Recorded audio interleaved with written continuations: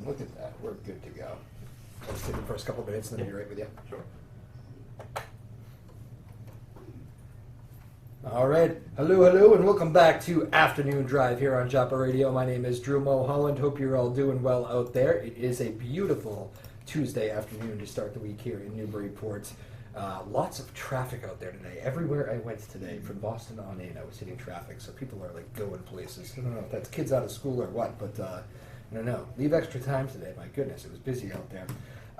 Obviously, a historic overnight with the North Korean summit. That was something.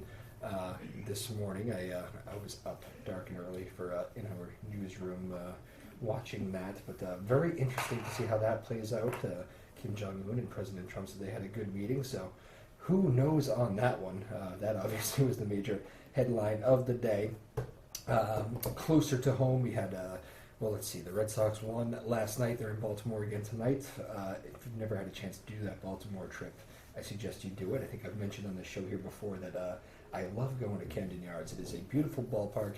It is a great spot to go see a baseball game. And I was watching the end of it last night, and it looked like that whole place was Red Sox fans by the time that game was said and done for. So Red Sox again in action in Baltimore tonight. Erod Rodriguez on the hill tonight for the Red Sox against the lowly Orioles. What happened to those guys? I have no idea. Really struggling, the Baltimore Orioles. It's tough to watch, but hopefully they'll turn it around a little bit. Buck Showalter and those guys, because it has been a tough year so far for Baltimore. Anyways, Joppa Radio right here. As I was always say to you guys, the Twitter account is @Joppa Afternoons. Feel free to shoot us questions for our guests. And I try to do a lot of things on that. I try to post videos and do all that good stuff. Post the shows. It's a good spot to follow us and stay interactive. So if you have any questions for our guest, including today's guest, Nick Imprescia. He is the lacrosse coach, the boys lacrosse coach of Newburyport.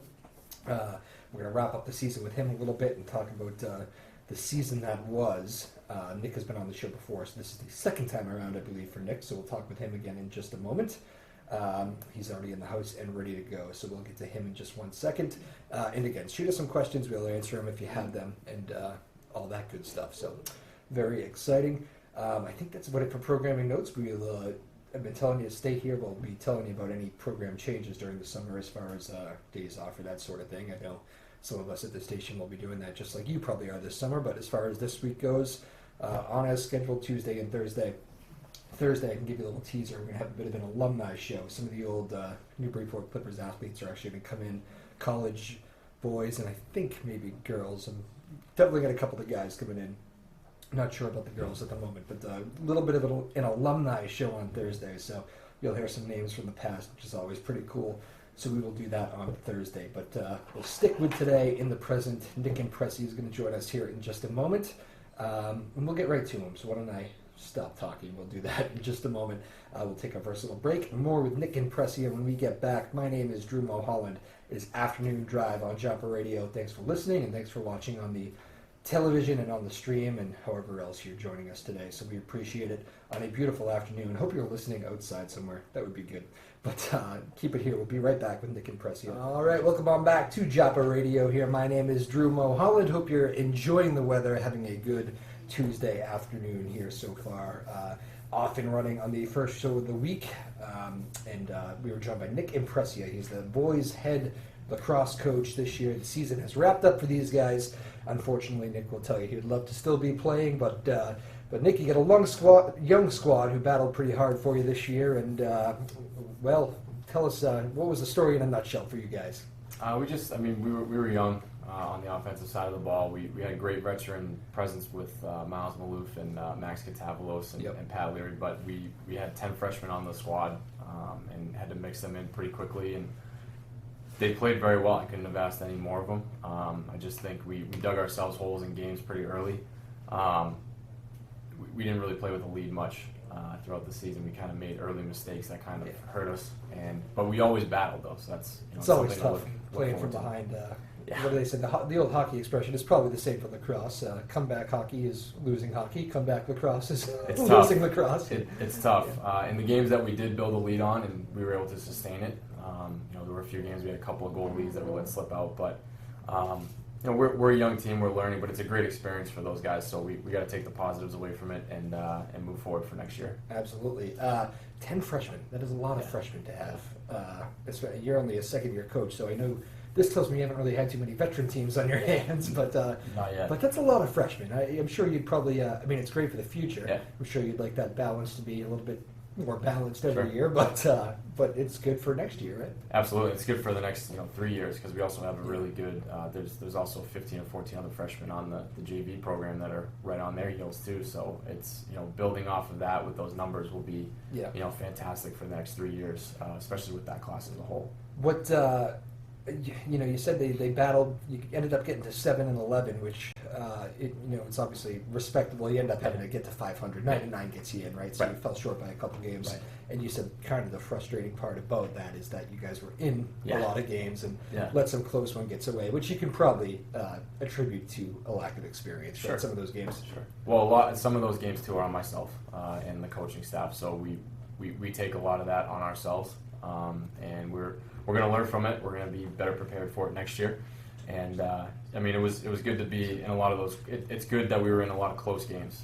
There were a few lopsided games, but even in those lopsided games too, the whole team always battled and never really caved in or gave up. So. Well, that's good to hear. And so next year, the 10 freshmen become sophomores. Do you have some juniors on the team that might step into this? 2, yeah. So does that pretty much mean those guys become captains, or not necessarily? Oh, I'm sorry. In the junior class, I have I want to say it's about 4 or 5. Oh, 4 or 5 good. juniors. So they're going to step in as seniors. In terms of how we're going to do captains, I want to see what we do in the off season. I want to see who the leaders are.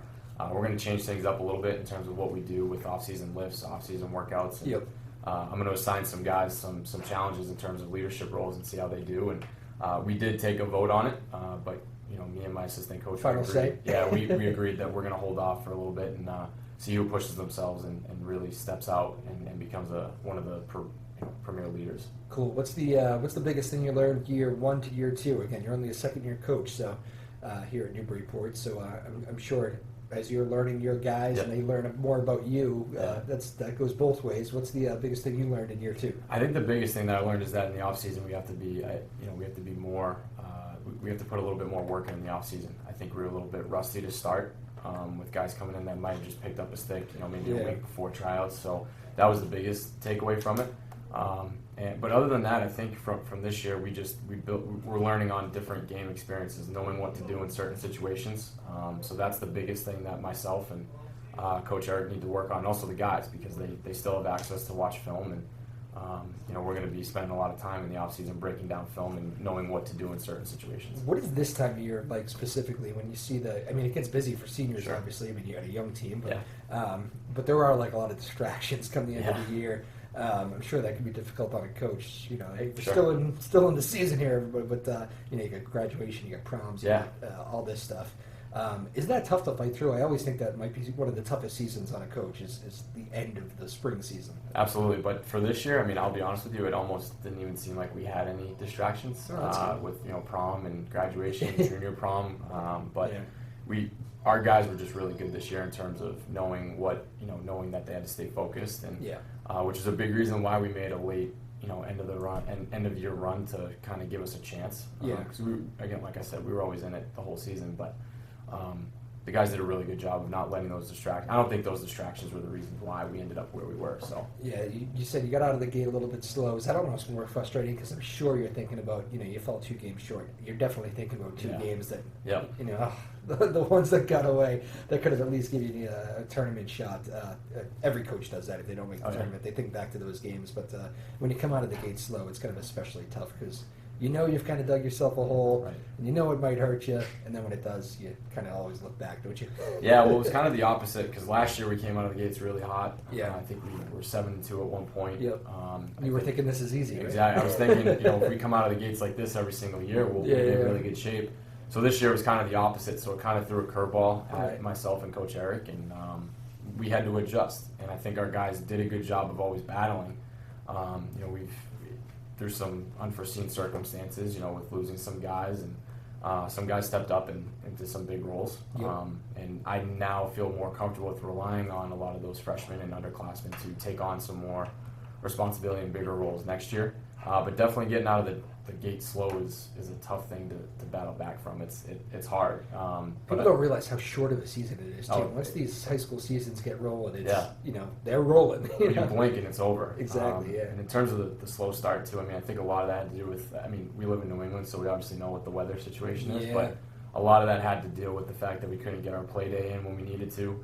I'm not going to blame it on that, but it would have been nice to have those days in where we could have gone on the field, get some extra reps. But I remember you telling me you guys were in the gym for like probably first a couple week. weeks, maybe 2 weeks later than you wanted to be. Yeah, we were really fortunate to get it plowed off. Didn't you guys just go out there in the snow one day? We did twice. Yeah, it was very frustrated about being inside. It was a lot of fun. We that's where I give my guys a lot of credit. They actually brought the idea to me. I won't take all the credit for it. They brought it to my attention. I said, if you guys want to do it, let's do it. And it did pay off because we got to go outside. But the lack of scrimmages in the beginning of the year, I think, hurt us a little bit and also a late start because we didn't get games in that second or first week of April. So we had to wait almost 3 weeks in April to get our first game going. So I think next year also looking to try and get another out-of-conference game that might be a first, an early test to see where we are and work on some things. Gotcha. Again, we're joined by Nick Imprescia. He's the head lacrosse coach over at Newburyport, the boys lacrosse coach. And for people who don't know, is it pretty much the structure of the schedule? You're playing like 2 games a week, or sometimes 3? Yeah, sometimes 3, depending on. And was it maybe 3 more this time because of the tough weather? Or? I think it was, and also because we were bumped back a little bit. Yeah, just a bit of a condensed schedule. And I did everything I could to try and get 1 or 2 games in the first 2 weeks of April, but we were turned down by some coaches for whatever reason. We're not going out in this. I think a lot of this too with the slow start or the way that we ended up was because of how tough our out of conference schedule was. Yeah. I'm not a believer in not testing ourselves. I wanted to be able to test our guys with some tough out of conference schedules against some Division I and Division II opponents too that are in a higher conference that play great competition as well. Yeah. And our league is always tough. The league schedule that we have is not easy. So I know going into it that in terms of the out of conference schedule, we're going to be tested throughout the year anyway. So might as well put as many tests on there as possible. That will end up paying off in the long run, right? Yeah, I think so. Especially when you start getting into those tournaments and you see some of those playing those tournament teams all year round. That seems to be in the water there in Newburyport. There's quite a few coaches I talk to that don't make it easy on themselves on the scheduling front. Coach Paul Yameen on the hockey side comes to mind. Do you talk with a lot of the other coaches? Is that something that the coaches share about the philosophy, I guess it is, on scheduling teams? Sure. I haven't really spoken to many coaches in the school itself in terms of what they like to do. But in terms of where I grew up playing, I played at Central, and my coaches always made a really tough out of conference schedule. Yeah. We were in the MVC, which was always competitive with Billerica and Andover, North Andover. All those schools are tough to play against, but I learned from my previous experiences on you get better by playing the best. Right. You want to play good competition, and to have a tough out of conference schedule like we did this year and to finish where we were. Am I disappointed where we ended up? Yeah, absolutely, because we dug ourselves a hole and we tried to dig ourselves out, but we couldn't. But at the end of the day, I can look at it and say that our guys got great experience out of the schedule, and they'll be better for it next year. Gotcha. I want to make sure, as we know, one of the headlines around here right now, and I know it's very exciting, is the girls program. Yeah. But, I'm sure you guys watch and go, "What in the world?" They're Oh, yeah. not even in any games. They're destroying everybody. Right. But we'll get to that on the other side. I did want to ask you about one other headline in the lacrosse world this year. I don't know if you saw this story, and I mentioned it on the show last week, but the Saugus lacrosse kids who ended up getting banned for the playoff game, the 6 players for having a cigar on the field, which I immediately was in a little bit of shock of, because I have actually a framed picture at my parents' house of all of my guys holding a cigar. I don't even think we were smoking it. I don't think I actually could smoke at the time. I had bad lungs, but it's just something that we all did, maybe for the look of it, or just... And I still thought kids did it, and it seemed like this was kind of just a really bad situation. At the time, it seemed like parents and coaches and teachers maybe didn't care on the field, and then the picture pops up, and it becomes this whole thing. You gotta feel bad for those Saugus kids, don't you? I can't help but feel terrible for them. Yeah, I do. One of my really good friends who actually coaches with us in the summer too, Dan Leary from Pentucket, he called me because he was asking for scouts on other teams before they knew. Because they drew Pentucket, right? Right, they drew Pentucket, but he was calling me for help with other teams because originally the MIA had one schedule, so he was planning for one opponent. Yeah. And then it completely flipped when they threw everything into the computer.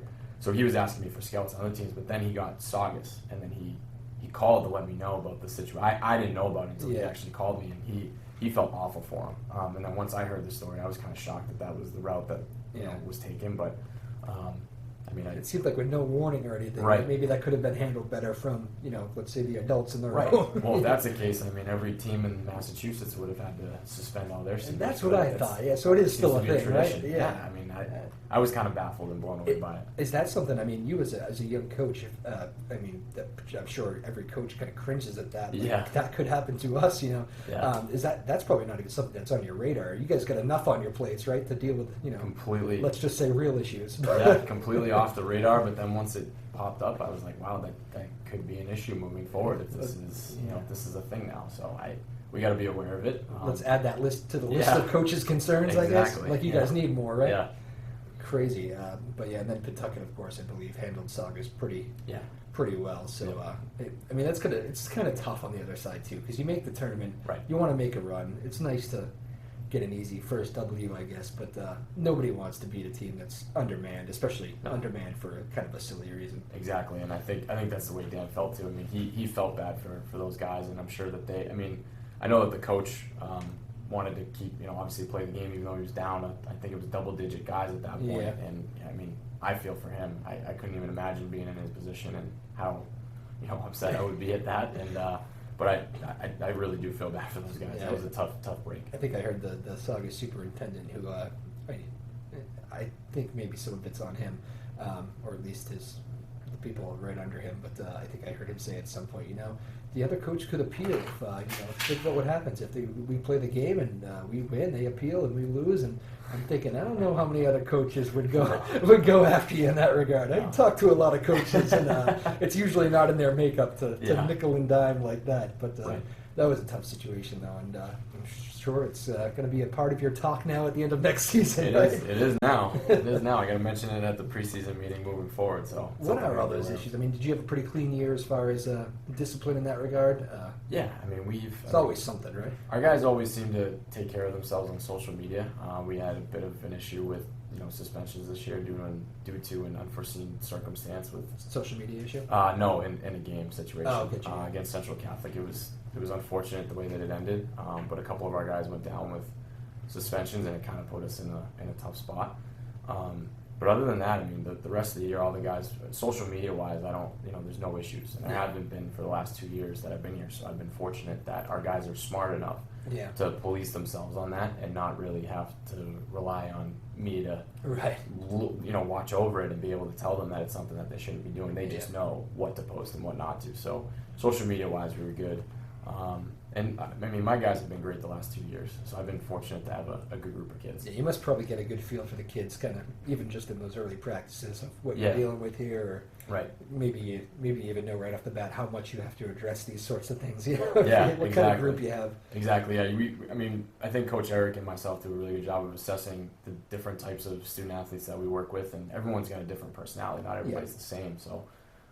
You have to know what you're dealing with on a daily basis, and what we had was a hard-working group of guys that, were there times at practice where I wanted to chuck my stick and go crazy? Yeah, but they're a good group of kids, hard workers, and I'm excited to coach them again next year. High school kids do have that ability, don't they? Yeah, they do. Any given day, make you want to throw the lacrosse stick. Again, we're joined by Nick Imprescia, the head coach of Newburyport Boys Lacrosse. Second time on the show for Nick. We don't have too many returning guests, but congratulations. Thanks. In a very small circle of honor there. I appreciate it. So the season, you talked a lot about the summer plans here. What's the, besides obviously putting the work in, every kid needs to do individual work, and I'm sure you're preaching that. You can't babysit these guys all summer long now, right? You got to do it by yourself. You got to come in strong for next season. Is there anything as a coach that you can do, though, besides just telling them that? What are the MIAA rules, I guess? Because I know you guys have serious restrictions as far as organizing things, and you got to be careful in those regards. So every coach I talk to is like, we can only do this, can't go that far. Right. What's that like as we approach the summertime? So I kind of am pretty limited in terms of the communication I can have with the guys in terms of checking in. So it's really a lot of reliance on our upperclassmen to make sure that things are getting done. Yeah. At the end of the year, we're definitely going to shake things up in terms of how we run off-season strength and conditioning stuff. Yeah. I'm going to implement what we did when I was at Endicott playing football, where we have small fire teams of guys that lead a group of 5 or 6 guys, and they're responsible for them for the off-season in terms that's a cool strategy. their lifts and wall ball workouts. And what'd you call that again? Fire squad. Fire squad. Okay. Yeah. Coach JB Wells, who's the coach at Bowdoin, they implemented that while I was there for 2 years, and it's a new term to me. Is that commonplace? I believe it's a military term that they use. Small group of guys. So he implemented it for 2 years, and we ended up winning a conference championship and also a Division III bowl championship. So it works. So we're going to implement it now, and we're going to see how it goes. So I'm going to break off some guys that I think I want to see in leadership roles. Yep. And have them be responsible for about 5 or 6 guys in their off-season habits and what they're doing, and depending on when the communication lines can open up between us, that's when we'll do our check-ins. So we'll put it to put the groups to the test at the first couple of weeks of practice. We will. I mean, we're going to see. So I'm going to keep track of how guys are doing, and at the beginning of the season, we'll have a little bit of a competition and see what group did the most work, and it's going to show with the conditioning and work that we're going to put in on the field. So we'll see how it goes. Excellent. What's the is it a I know you obviously love the job. I remember talking to you last time. You're thrilled to get going. Is there anything that it's these years where you don't make the tournament, where you have a losing record, even when you're proud of your guys, which you are in this case, but they and at times feel like a drain. That was a grind to even get the 7 wins. That was an absolute grind. Yeah. And you can be tired. Is there a sense of tired or worn down at the end of the year, or is it let's get right back at it? I don't get tired with it. It was more of a frustration for me, and knowing that if we had made the tournament, I think we could have made some serious noise. Yeah. I was frustrated after we had the overtime loss to St. Mary's, so when I got back, I just got in my car and drove around for a little bit. And I was frustrated, so I called the one person that can listen to me, and that's my mom. So I called my mom and I just laid it out there for her. I felt bad for the seniors because it really was a good group of seniors that we had that devoted a lot to the organization. And my mom's always right though, so I asked her, what do you think I should do? And she said, why don't you go home and just jot down all the good times you have with these guys and the good memories for over the last 2 years, and that should kind of take away some of the pain. She was right. I mean, even looking at our record this year, I took away a lot of positives from this year, and then looking at the negatives, they're not drastic negatives that need to be addressed. They're small things that we need to address. So in the grand scheme of things, it could be a lot worse. Yeah.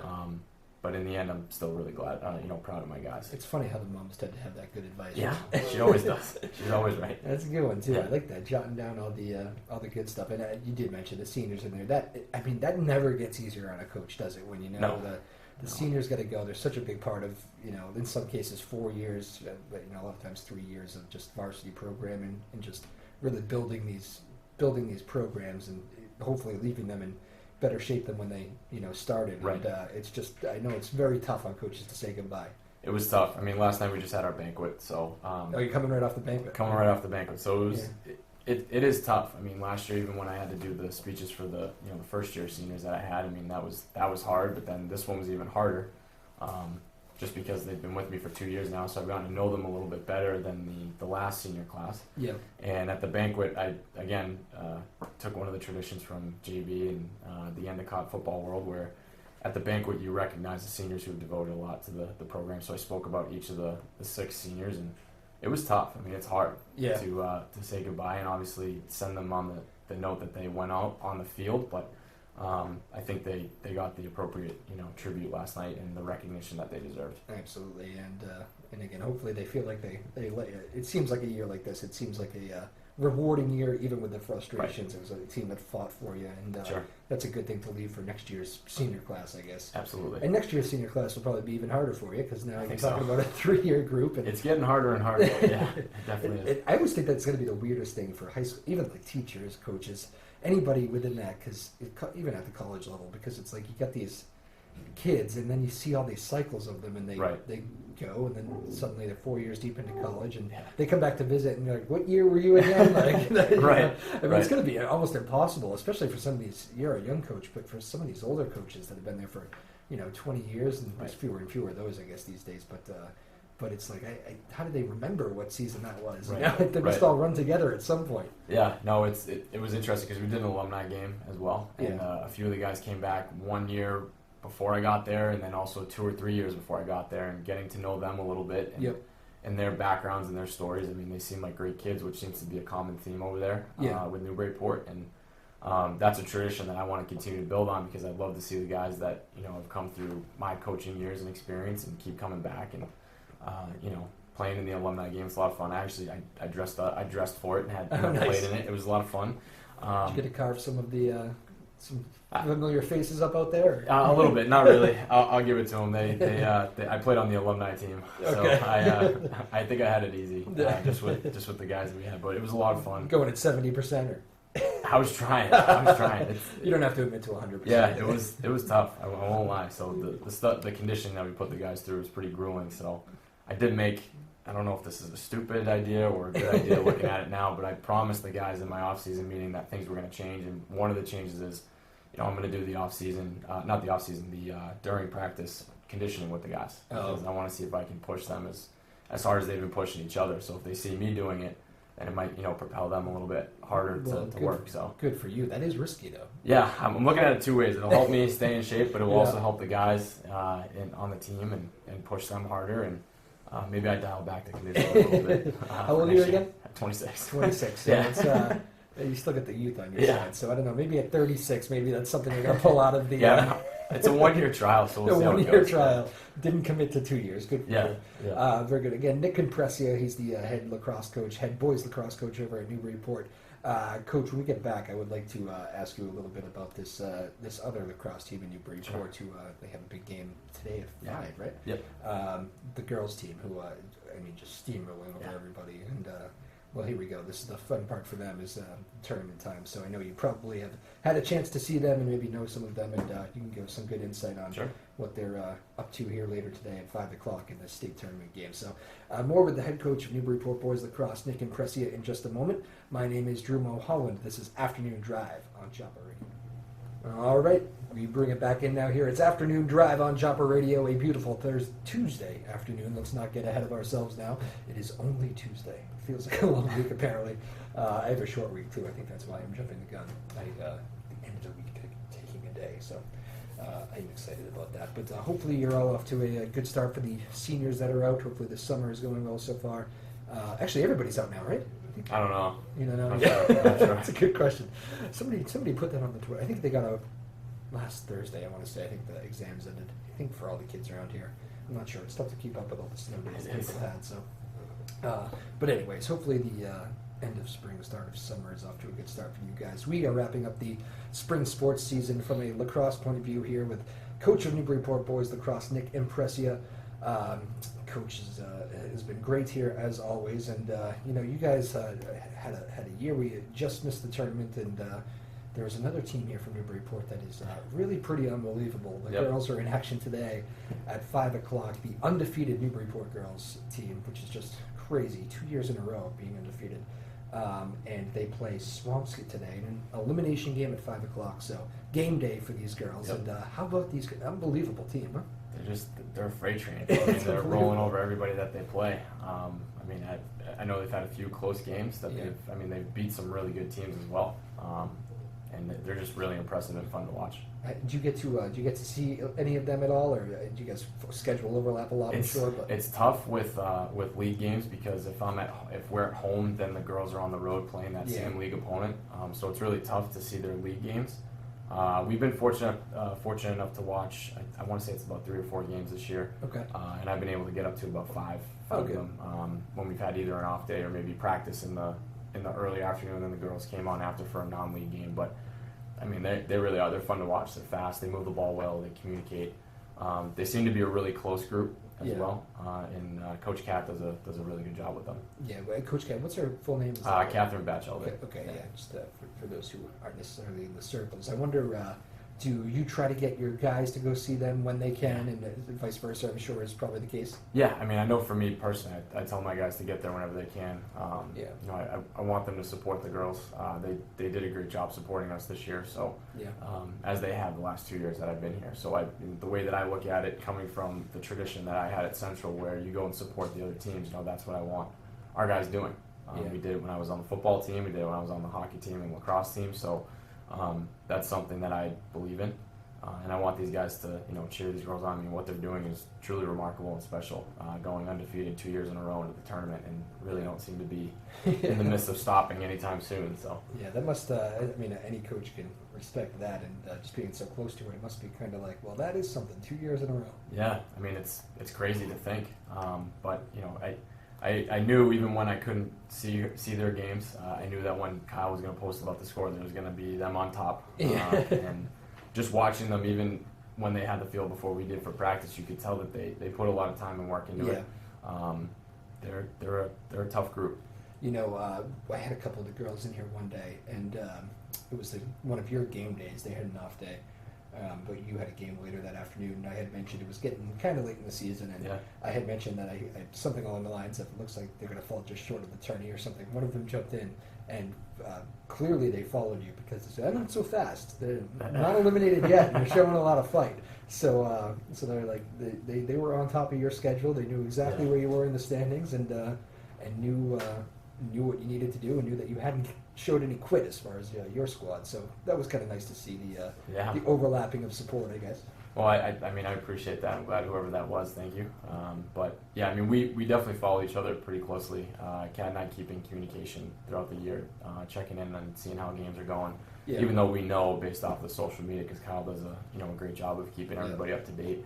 But yeah, we've definitely been on each other's schedule and make sure that how things are going, and it's been a fun 2 years to watch them, especially. I mean, they're really good, but it just shows you what all the hard work and preparation they put into it. Yeah, I mean, obviously your guys are thrilled for the girls as you are. I do wonder if there's any, not that you guys need any extra drive, but is there part of it that it will be there someday? Like, yeah, I mean, it's definitely it's something to look at and say, this is what we want to be. It's a healthy competition. It's not, I need our guys to be better than the girls. The girls need to be better than the guys. It's a healthy thing. I mean, first off, they're wearing the same uniform that we wear, so no matter how they do, we're going to support them, and they're Clippers, so it's. We look at it that way and not the other way around. Right. So yeah, it's an exciting year. So again, Swampscott today for the girls. If you get a chance, where that game's being played? I don't know. It's gonna be right at the turf. Right here. Yeah. I mean, they're the number one. I think they're the number one seed. So I think every game goes through us. So another great advantage of going undefeated, huh? Yeah. I mean, they've had a lot of great home games. So I mean, they play well at home. They play well on the road. So it doesn't really matter where they play.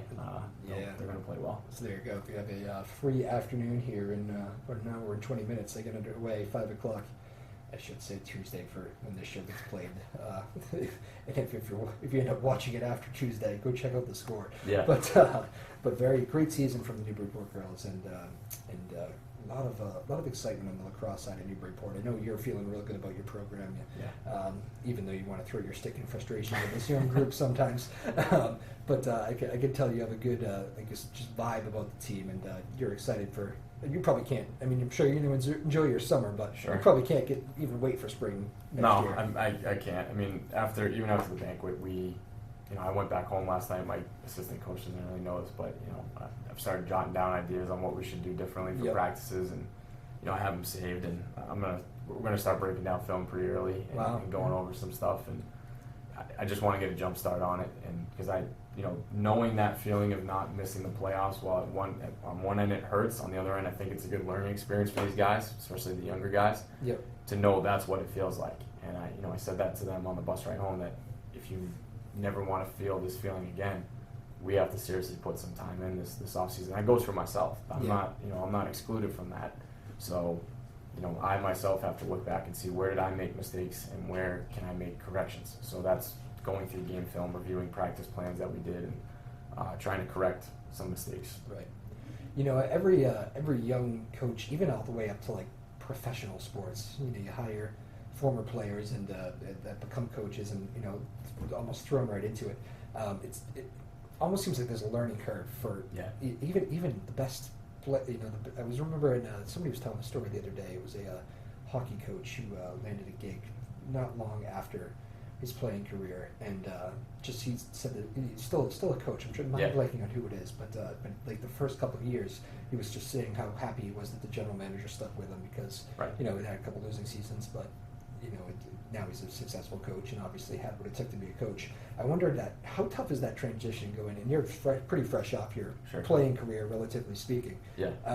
How different is it going from a player and then into that coaching role so relatively soon? It definitely is different, but it's a lot of fun at the same time because you know how they're feeling because I'm not that far removed from it. So it's been easier than I thought to kind of get a read on the team in terms of how they're feeling, how their day has been.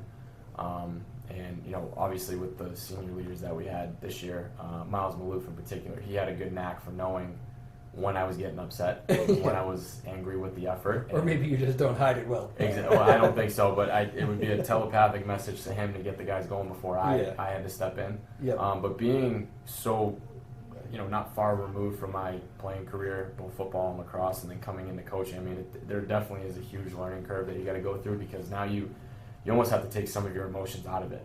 In terms of being a coach on the sideline, you have to know that the guys are feeding off of your emotions. So if you're going to be crazy and out of hand, they're going to get crazy and out of hand. So you have to be, it's different where as a coach you got to be calm and composed. Even keel. Yeah, and even keel and let them know that, listen, we're going to get through this together. But it definitely is a huge learning curve. But I think myself and also Coach Eric, who's younger than I am, I think him and I are doing a pretty good job of handling that curve and learning from our mistakes game to game and practice to practice. Were you was your playing style? Were you like a heated, emotional guy, or were you... I'm Italian, so my emotions are on my sleeve all the time. So I was always, I'm not that tall as you can see, but I would always go after the bigger dudes on the field, so or on the ice. So it was I definitely played with a lot of emotion on my sleeve and. So you probably want to keep a good amount of that because you got to be yourself, but you also probably want to make sure you try to maybe, you got a bunch of guys watching you now, so that's probably the balance you're trying to strike. But there is probably a level of that you would like your personality to come in your players, and you probably don't hate seeing a freshman, smaller guy go up against a senior and take a run at him or something. That's probably part of your DNA, right? Not at all. And what I've told the guys too is I'd rather have to dial someone back than have to ramp them up to get up for a game. Ooh, I like that line. That's good. Just if you're jacked up and a little bit out of control, I'd rather have to bring you back in and reel you in than try to fire you up to go out there and give it everything you have. So luckily for this group that we had, I didn't have to ramp anybody up. It was mostly dialing back. I was going to say, which is a good thing. With all the guys you got on your team, I'm sure there's a little bit of both, but no. Sure, no, it was mostly that the other way. Trying to dial back in and have them channel their emotions in a positive way. It might be the freshman thing, a lot of I cooped up energy. And being a coach too on the sidelines, you also have to keep things positive, even when things aren't going the way that you wanted them to. Yeah, you have to let them know that we got to keep digging and fighting out of it, and our guys did a really good job of doing that. There's got to be an extra element of that too, because you said you guys were down. It never seemed like you could get that first goal, which is a tough way to play. Right. Tough way to play any sport.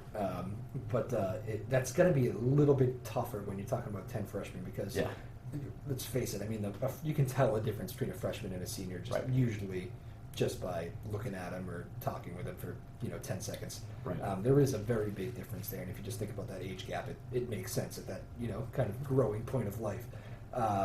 It's probably, I'm guessing, a little bit harder with freshmen to control the emotions, to get them to settle down, maybe to stop them from getting too high.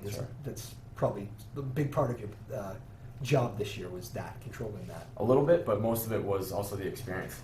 It comes down to experience. A lot of our older guys, we were in that boat last year with being down in a few games and being able to battle back. Yeah. We had a lot of tight games last year too, so the guys that returned this year, they knew what it would have to take to be able, we were definitely a good fourth quarter team.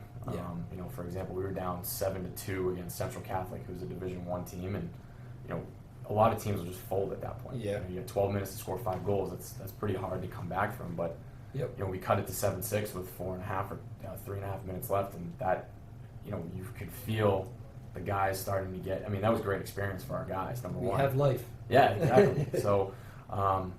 But it was more so the fact that we just didn't have, those guys that were coming in as 8th graders, they were a really good, selected youth team. So they were always on the other side of the coin, where they were either, demolishing teams or being the team on top in a close game. But it's a completely different ballgame when you're actually playing guys that are 2-3 years older than you. Yeah, I bet a lot of your guys aren't used to losing games. Right. Right. So they were coming off of a winning style, and I think it was actually, looking as I move forward in the summer and looking back on our season, I think it was a good thing that all this. And again, I wish it was a winning season, but you got to look at the positive. If you look at the negatives, all you're going to do is you're just going to see that negative 7 and 11. So you got to turn it into positives to build off it for next year. I remember I don't know if you had a chance to read the Terry Francona book from years ago, but there's some line in that always stuck with me, that he was very frustrated with one of the owners who came down during a losing season and said something along the lines of, "What a miserable year, huh? And it was dog days of summer." Right. And he was like, "We got our top guys injured. We got a young Dustin Pedroia playing his heart out, learning the ropes. A couple other young guys, I forget at the time." But he remembers standing in center field being just furious because he was so proud of his group that had nowhere close to a playoff run, but he knew it was a hard-fought season that they were going to be better for next year. So I always think about that when I think about coaches who are not thrilled, but they know they had a pretty decent losing record. Right. Well, that's how I feel. I mean, I'm not I'm disappointed and frustrated with the overall record, but am I disappointed in the guys? Absolutely not.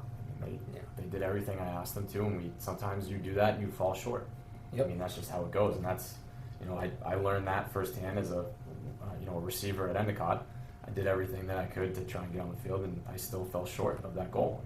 I didn't get much playing time, and I explained that last night at the banquet with a couple of the seniors who had to fight their way up until junior and senior year to get more playing time. But sometimes you can do all the right things and it still won't go your way. But you have to learn to battle from it. That's gonna be. Is there an art to running a banquet too? Like that's kind of a different thing for a coach, right? It's probably something you never once think about when you first take a job. No. The end of the year banquet, but here are all the parents and their families in a room, and you get to say good things about everybody. Well, there is an art to it, because you want.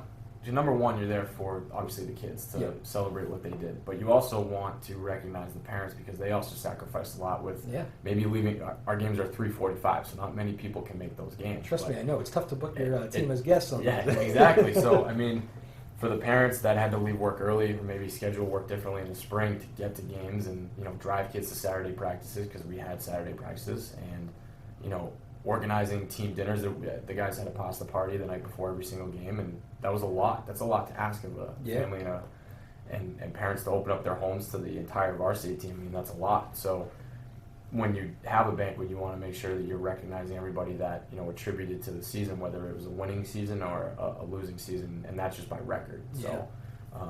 But there is, and you want to make sure you send the seniors out the right way and make sure you recognize them for what they've done. Yeah, that's well said. It is true. It's really one big family when you do think about that. The parents and the pasta parties, which I know are no joke. I tell the kids very, very often bring up the pasta parties. Right. They'll even tell you who has the best ones too. It's a lot of pressure on the parents. It is. I don't know how they do it. I mean, I remember back in my playing day, we maybe had 2 or 3 all year. Oh yeah. Those weren't even close to what I've heard of from some of the guys on the team, and I don't go to them because I want them to I want the guys to be with the guys and get a good meal in as a team and be ready for the next day. But when I was a player, and I looking back on it, I think it's funny that they have one every single. To do that, that's a lot. So the organization that went into it with the parents and helping set up the banquet, you have to recognize them because they do a lot. Yeah, I know. Even at the high school level, it's funny. Most of the stories you hear about. I guess the quote-unquote crazy parents. You hear like the Little League stories a lot. Sure. It does kind of, I guess it kind of irons out in high school, but I have heard stories of just parents that are a little bit maybe too close to what's actually going on the field, and hopefully you haven't had to deal with too much of that yet. But do you see it like when you go even to visiting fields and? Oh yeah. I mean, you must see some things that you can't even talk about, huh? Oh yeah. Even in my coaching career with junior hockey and postgraduate lacrosse, I mean, it's pretty crazy some of the parents that get involved. But I've been pretty fortunate over here, and I mean, I've seen it firsthand as a player too. Yeah. Where a couple of my best friends on the team, they had helicopter parents like that would, It's not good for the kid either. It's not. It puts them in a tough spot. It really does, because in most cases, a lot of the times, the kid is a really good kid, and he's just trying to play the season out, and he's got mom or dad in the back of his ear, yelling at the coach. Which can be embarrassing. Yeah, but at the end of the day, the parents have to realize that we're trying to put their kids in the best position to succeed. I'm not here to personally ruin a kid's career. I find most coaches aren't, actually. No, that's not what we're here for. And if there are coaches like that out there, there's got to be a very, very small percentage of those people out there. But parents need to realize that the coaches are doing what's in the best interest of their son or daughter, and they're doing what's in the best interest of the team. They're not doing it maliciously to get back at the parents or get back at the kid for whatever reason. For me personally, I played the guys that I felt were ready to play in a varsity game. I'm not going to put a kid out there who I don't think is ready, because number one, I'm setting them up for failure, and that's not my job. I'm not there to put the kid in a failing position. I want to put them in a win-win situation. So it benefits everybody when that's the case, right? Yeah, and also when you win, that helps. So losing magnifies everything. So. Yeah. Well, yes, I guess that part has always been true. Again, this is Nick Imprescia, the head coach of Newburyport Boys Lacrosse. The final couple of minutes, Nick, as you had talked a lot about the off-season program. You talked about how you played wide receiver at Endicott. I'm guessing, I may have even asked you this last time. I can't quite remember. It's been a while. But I'm guessing you're a fan of the kids playing the other sports, too. Yeah. You're lacrosse guys. You hope they get out there for these first 2 seasons, come fall and winter, and maybe play something else and stay active. Definitely encourage it. And then also, working in when they can, getting on the wall for, 20 or 30 minutes in their spare time, or, doing something that's going to help them on the field next year. But I definitely encourage the multi-sport athlete. I was one, and it helped me out a lot through my experiences, not only just on the, on the field, but also outside of it. Yeah. I learned a lot from each and every sport that I played. Plus, I know a lot of the coaches at Newburyport, and the last thing that I want to do, or any coach wants to do, is pull a kid away. Especially at an age like a freshman, they shouldn't be just solely focusing on one sport. It's not healthy. So there's so much of that, though. It's like a real thing, is the specialization. Yeah. It starts even younger than high school. We're talking middle school kids. I'm not a believer in it. It doesn't do anything, but kind of in a way, it sets the kids up for failure. Because they're pigeonholed to that one sport. That's all they're known for, and that's all that they know going moving forward. So they really don't get to grow and meet other people or experience other experiences. So I definitely am a believer in the multi-sport student athlete. I am too. I've mentioned that before. It's just fun. You get to meet new people doing different sports. Sometimes you learn things from other sports that you carry over. So very good. And you mentioned you were a wide receiver at Endicott. You kind of your stature. Did you play a little bit like Julian Edelman? I tried. Over the middle kind of guy. I tried my best. No foreign banned substances that nobody knows what it was in you, right? No, I got lit up quite a few times. I didn't get up quite as fast as Edelman does after some of the hits he sustained. But it's a weird story. I don't know. It seems like he's confused, and it seems like they don't know what was in his body. Something's going on over there. It is strange, isn't it? Dude, usually the college athletes and definitely the pros usually know what's going in their body. Yeah.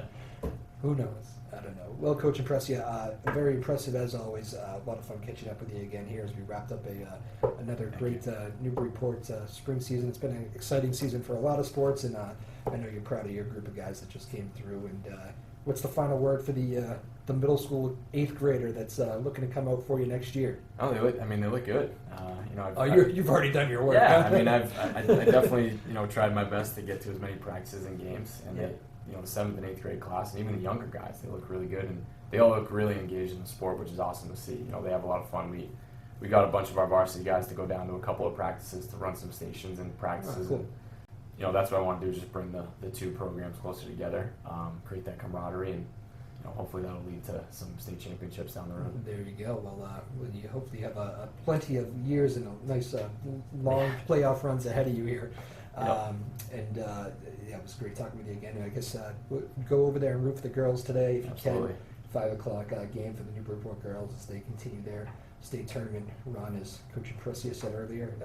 We know it's a home game because, everything goes through Newburyport after an undefeated season. So, Coach, it was a pleasure as always. Great summer to you. Any great summer plans ahead? No, just coaching some summer lax and maybe getting away for a week with the family, but that's about it. So. Yeah, take a break. You always have Mom if you need advice. When Exactly. taking a break, she'll tell you to steer in the right direction. Pleasure as always, man. Thanks for coming in. We appreciate it. That is Coach Nick Imprescia. He is the head boys lacrosse coach over at Newburyport. Always fun to have him on. He's one of our favorite guests, and now in the small circle of second-time guests. So we're very pleased about that. We wish him a good summer, and we'll get back in touch with him next year as we get ahead to I'm going to call it right now. Newburyport will be in the tournament next year. I'm liking that group already. Speaking of the tournament, again, get over to the field over at Newburyport High School this afternoon. Go support the girls if you can. Big game. They are very impressive to watch, as you heard us talk a lot about here on this show. So very exciting. Those state tournament runs, you really cannot beat them. It's you should never take them for granted. One loss and done. So a lot of pressure, but a lot of fun to watch. So get over there and watch that if you can. Big thanks to Lily Doucette, radio producer today. Does a great job as always. David Kramer doing the TV producing. My name is Drew Moholland. We'll see you back here Thursday. Again, it's going to be an alumni show, Newburyport alumni show. Some of the old-time names that you might remember from past years. Not too old guys. These guys are still college guys, but alumni nevertheless. So we'll do that Thursday. And same time, same place. My name is Drew Moholland. This has been Afternoon Drive on Joppa Radio. Have a good rest of the day. We will see you Thursday.